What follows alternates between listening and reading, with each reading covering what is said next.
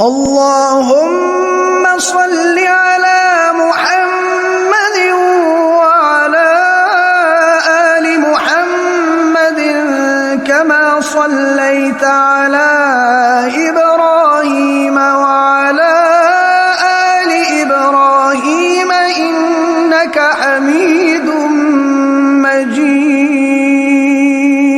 اللهم بارك على محمد وعلى آل محمد كما باركت على إبراهيم وعلى آل إبراهيم إنك حميد مجيد. صلح حدیبیہ۔ شہر مدینہ میں صحابہ کرام نے جب رسول اللہ صلی اللہ علیہ وسلم کا خواب سنا تو وہ خوشی سے سرشار ہو گئے۔ خصوصاً مہاجرین تو انتظار میں تھے کہ وہ مکہ معظمہ جائیں، عمرہ ادا کریں، حجر اسود کا بوسہ دیں۔ انہوں نے سمجھا کہ رسول اللہ صلی اللہ علیہ وسلم کا خواب دراصل مکہ میں داخلے کی نوید ہے، اور پھر اللہ کے رسول نے انہیں تیاری کا حکم دے دیا۔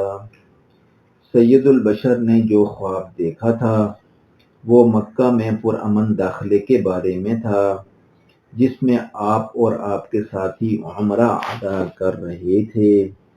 کچھ سر کے بال صاف کراتے اور کچھ کتروا لیتے ہیں۔ آپ کو ہجرت کیے 6واں سال جاری تھا۔ اس خواب پر آپ کو بھی بے حد خوشی ہوئی۔ وہ 6 ہجری کی 1 ذی القعدہ تھی۔ حضور مدینہ سے مکہ کی جانب روانہ ہو گئے۔ اس وقت 1400 صحابہ کرام آپ کے ساتھ تھے۔ اس بار ام المومنین حضرت ام سلمہ آپ کی ہمسفر تھیں۔ کچھ لوگ رہ گئے اور یہ وہی لوگ تھے جو لڑائی سے خوفزدہ تھے۔ ذوالحلیفہ کے مقام پر اہل قافلہ نے اپنے ساتھ ہدی کے اونٹوں کے کوہانوں کو چیرا تاکہ سب کو معلوم ہو جائے کہ اونٹ قربانی کے لیے ہیں۔ ان اونٹوں میں ابو جہل کا وہ اونٹ بھی تھا جس پر وہ میدان بدر میں آیا اور آخر جہنم واصل ہوا۔ یہیں پر احرام باندھے گئے۔ صرف ابو قتادہ اور ان کے چند ساتھی ابھی احرام کی پابندیوں سے آزاد تھے۔ چنانچہ روحہ کے مقام پر جب حضور کو بحیرہ عرب کی جانب مشرکین کے اجتماع کی اطلاع ملی تو آپ نے انہی لوگوں کو اس طرف بھیج دیا تاکہ مشرکین کی نقل و حرکت کی نگرانی کی جا سکے۔ اس طرح قافلہ اور یہ دستہ ایک دوسرے کے متوازی سفر کر رہے تھے۔ البتہ جب قافلہ السقیہ پہنچا تو یہ دستہ بھی وہیں آ گیا۔ دوسری جانب مشرکین تھے جنہوں نے قسم کھا لی تھی کہ وہ آپ کو مکہ میں داخل نہیں ہونے دیں گے۔ اسی دوران کئی آیات قرآنی بھی نازل ہوئیں جن میں حرم کعبہ پر کفار کے استحقاق کے خاتمے کا صاف اعلان تھا۔ اب یہ استحقاق مسلمانوں کو دے دیا گیا تھا۔ قریش نے خالد بن ولید، انہوں نے اس وقت تک اسلام قبول نہیں کیا تھا، اور اکرمہ بن ابو جہل کی سرکردگی میں 200 افراد پر مشتمل لشکر بھیجا جس نے ذی طویٰ کے مقام پر قافلے کا راستہ روک لیا۔ مسلمانوں کے پاس آلات جنگ نہیں تھے، صرف ذاتی حفاظت کے لیے تلواریں تھیں، اور وہ بھی چمڑے کے نیاموں میں بند۔ آپ نے غور و فکر فرمایا، لشکر کفار کے ساتھ تصادم سے بچنے کے لیے راستہ بدل دیا، حدود حرم کے قریب حدیبیہ کی وادی میں پہنچ گئے، اور حکم باری تعالیٰ کے تحت قصوہ یہاں خود بخود بیٹھ گئی۔ اس وادی میں پانی وغیرہ نہیں تھا، یہاں باری تعالیٰ نے مدد کی۔ ہوا یوں کہ وہاں ایک قدیم کنواں تھا۔ رسول اللہ صلی اللہ علیہ وسلم نے صحابہ کرام کو ایک تیر دیا اور حکم صادر فرمایا کہ اسے کنویں کے اندر گاڑ دیا جائے۔ آپ کے حکم کی تعمیل کی گئی تو کنواں پانی سے بھر گیا، اور اس طرح اللہ تعالیٰ نے یہ مشکل آسان کر دی۔ قریش کو ایک اور فکر نے آن لیا کہ اگر مسلمانوں نے فتح حاصل کر لی اور بیت اللہ شریف کے تمام مناسب حضور کے پاس چلے گئے تو وہ سارے عرب میں منہ دکھانے کے قابل نہیں رہیں گے۔ چنانچہ قریش نے فہم و فراست رکھنے والوں کو مسلمانوں کے پاس بھیجنے کا فیصلہ کیا تاکہ وہ انہیں واپسی کے لیے قائل کر لیں۔ ان کے پہلے سفیر قبیلہ بنو خزاعہ کے بدیل بن ورقہ تھے۔ رسول اللہ صلی اللہ علیہ وسلم سے بات چیت کے بعد وہ سمجھ گیا کہ مسلمانوں کا مقصد صرف عمرہ ادا کرنا ہے، وہ جنگ کے لیے نہیں آئے۔ وہ واپس آیا اور کفار کو مشورہ دیا کہ مسلمانوں کو بیت اللہ کی زیارت سے نہ روکا جائے، لیکن قریش یہ جواب سننے کے لیے تیار نہیں تھے، الٹا انہیں ڈانٹ دیا۔ اس کے بعد حلیث احابیش گیا جو بنو کنانہ کا سردار تھا، لیکن احابیش سے پہلے ایک دوسرا وفد بھی گیا تھا جس نے واپس آ کر قریش کی طرف سے الزام لینے کے بجائے انہیں باتوں باتوں میں ٹال دیا۔ احابیش پہنچا تو رسول اللہ صلی اللہ علیہ وسلم نے قربانی کے تمام جانور اس کے سامنے سے گزارنے کا حکم فرمایا۔ قربانی کے جانور دیکھ کر وہ کوئی بات کیے بغیر ہی چلا گیا اور قریش کو مشورہ دیا کہ مسلمانوں کو مت روکو۔ قریش نے اس کا مشورہ قبول کرنے سے انکار کر دیا، جس سے وہ ناراض ہو گیا۔ احابیش کے بعد بنو کنانہ کا یہی مرکز گیا۔ اس کے بعد قرۂ فال عروہ بن مسعود کے نام نکلا جو بنی ثقیف کا سردار تھا۔ رسول اللہ صلی اللہ علیہ وسلم نے عروہ سے بھی فرمایا ہم لڑنے نہیں آئے، صرف بیت اللہ کی حاضری کے لیے جا رہے ہیں۔ یہاں عروہ کی حضرت ابوبکر صدیق اور حضرت مغیرہ بن شعبہ سے کچھ تلخ کلامی بھی ہوئی۔ واپس جا کر اس نے قریش سے کہا میں نے کیسر و کسریٰ اور نجاشی کے دربار دیکھے ہیں، لیکن کسی بادشاہ میں محمد صلی اللہ علیہ وسلم کی سی شان اور عظمت نہیں دیکھی۔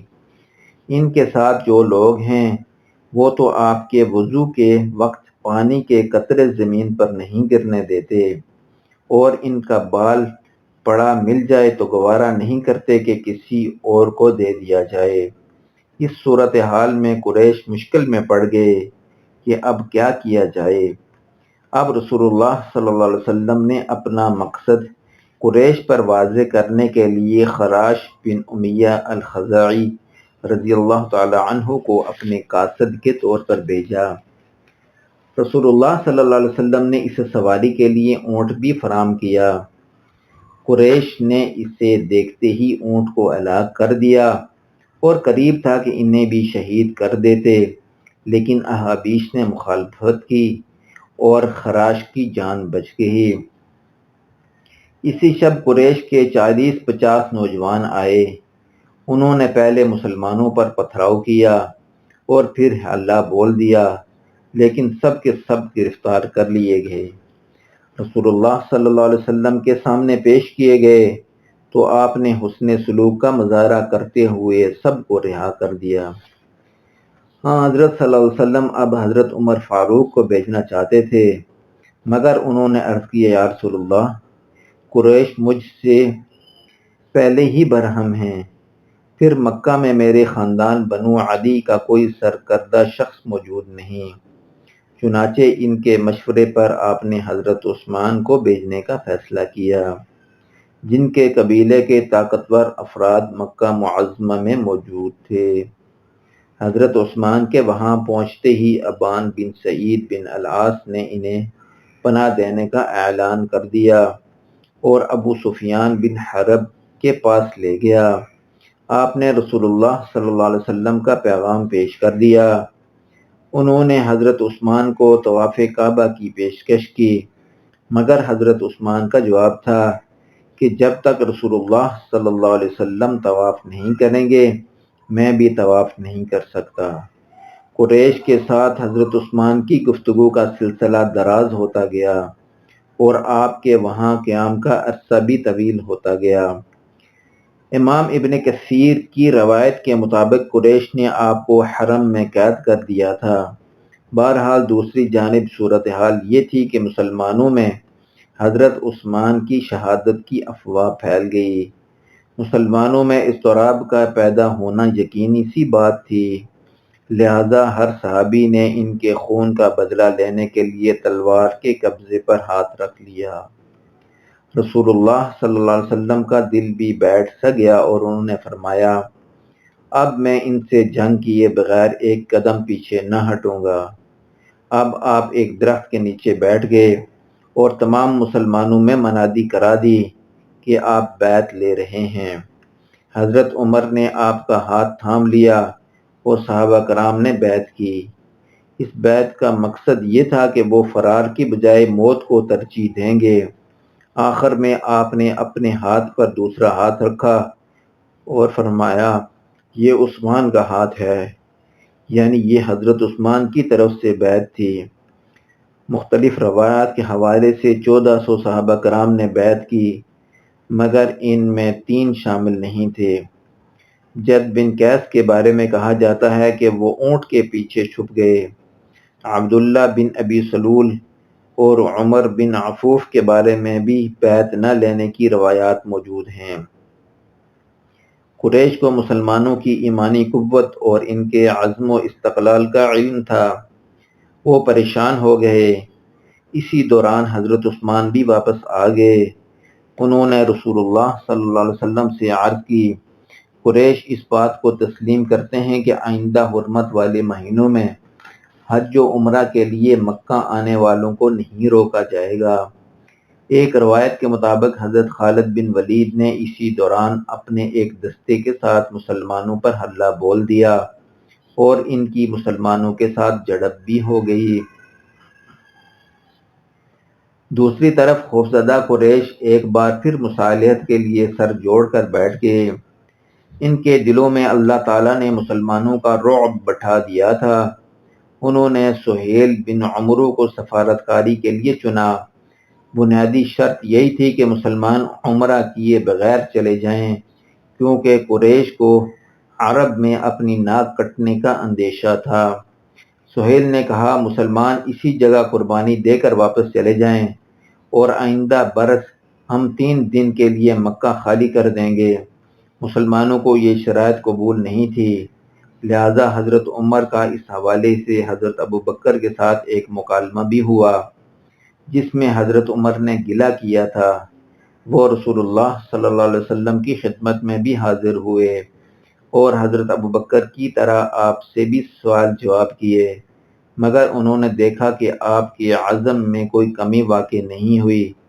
رسول اللہ صلی اللہ علیہ وسلم کا فرمان تھا، اللہ مجھے ضائع نہیں ہونے دے گا۔ معاہدہ تحریر ہو رہا تھا۔ حضور کے حکم پر حضرت علی نے تحریر شروع کی۔ سہیل نے بسم اللہ الرحمن الرحیم اور حضور کو رسول لکھوانے پر اعتراض کر دیا۔ چنانچہ حضور کے حکم پر تحریر کیا گیا یہ معاہدہ حضرت محمد بن عبداللہ اور سہیل بن عمرو کے درمیان طے پایا۔ اس معاہدہ کی جو شرائط تحریر کی گئیں وہ یہ تھیں: نمبر 1، فریقین ایک دوسرے کے خلاف 10 برس تک جنگ نہیں کریں گے اور امن کے ساتھ رہیں گے۔ نمبر 2، قریش مکہ میں سے کوئی شخص مسلمان ہو کر اپنے ولی کی اجازت کے بغیر مدینہ چلا جائے گا تو محمد صلی اللہ علیہ وآلہ وسلم اسے واپس لوٹائیں گے۔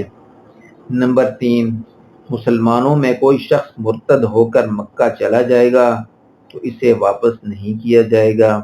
نمبر 4، مسلمانوں میں سے حج، عمرہ یا تجارت کے لیے مکہ جانے والوں کو جان اور مال کی امان حاصل ہوگی۔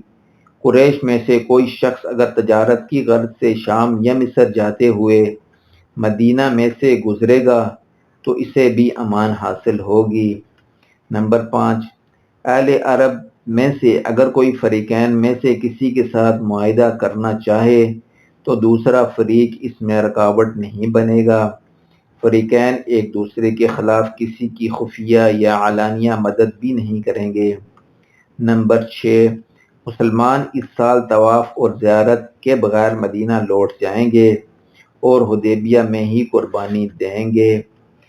اگلے سال ان شرائط کا ساتھ آئیں گے کہ ان کے ساتھ صرف نیام میں بند تلوار ہوگی اور وہ 3 روز سے زیادہ مکہ میں قیام نہیں کریں گے۔ اس دوران اہل مکہ باہر چلے جائیں گے۔ اس معاہدے کی روح سے وہیں حدیبیہ کے مقام پر بھی رسول اللہ صلی اللہ علیہ وسلم کے ساتھ قبیلہ خزاعہ اور قریش کے ساتھ بنو بکر نے معاہدہ کر لیا، لیکن یہیں ایک واقعہ پیش آ گیا۔ ابھی صلح نامے پر دستخط نہیں ہوئے تھے کہ سہیل بن عمرو کا بیٹا ابو جندل قید سے فرار ہو کر بیڑیاں پہنے ہوئے اس جگہ آ گئے۔ اس سے پہلے غزوہ بدر کے موقع پر سہیل کا ایک بیٹا مسلمانوں سے جا ملا تھا۔ اب سہیل نے ابو جندل کو دیکھا تو اس کے تن بدن میں آگ لگ گئی۔ اس نے ابو جندل کی واپسی کا مطالبہ کیا تو رسول اللہ صلی اللہ علیہ وسلم نے اس کی بات مان لی، اور پھر زمانے نے دیکھا کہ یہی شرط جو قریش کے حق میں تھی ان کے گلے کی ہڈی بن گئی۔ وہ اس شرط پر اپنے آپ سے افسوس کرتے رہے۔ معاہدے کی دیگر شرائط کے بھی مدینہ کی اسلامی ریاست کے لیے بہتر اثرات مرتب ہوئے، جبکہ کفار اور مشرکین کو ناکامی کے سوا کچھ نہ مل سکا۔ معاہدہ ہو گیا تو حضور صلی اللہ علیہ وسلم نے تھوڑی دور حدود حرم میں جا کر نماز ادا کی، پھر قربانی کی اور سر کے بال منڈوائے۔ دوسرے مسلمانوں نے بھی آپ کو دیکھتے ہوئے یہی عمل کیا، اور یہ قافلہ 3 روز اور بعض روایات کے مطابق 3 ہفتے کے بعد حدیبیہ سے مدینہ کے لیے روانہ ہو گیا۔ سفر کے دوران ہی وحی نازل ہوئی جس میں فتح مبین کی بشارت دی گئی تھی۔ یہاں کلام اللہ کی جو سورت اتری اس کا نام سورہ فتح ہے۔ صحابہ کرام کے سوال پر رسول اللہ صلی اللہ علیہ وسلم نے فرمایا کہ یہ معاہدہ فتح ہے۔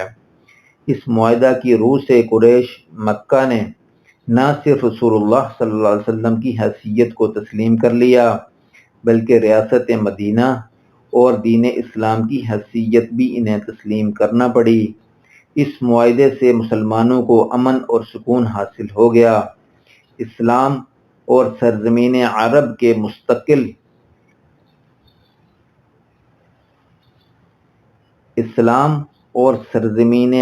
کے مستقبل پر اس کے دور رس اور گہرے اثرات مرتب ہوئے۔